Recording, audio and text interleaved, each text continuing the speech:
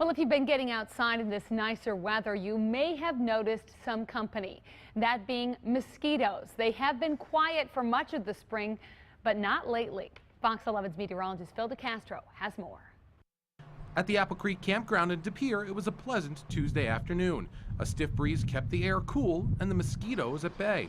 But according to managers there, the tiny pests have been making their presence felt. I know like last year and I think the year before we were a little bit drier where we really haven't had much of anything.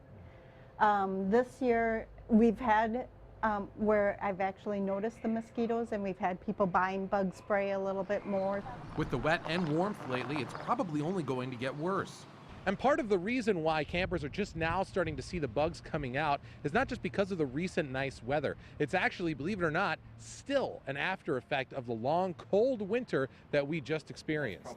In Wisconsin, there are more than 50 species of mosquitoes that bite humans, and the bugs may have been thrown out of their normal rhythm. So the early developing species, or early emerging species, were probably delayed by this late winter, and so they're emerging later.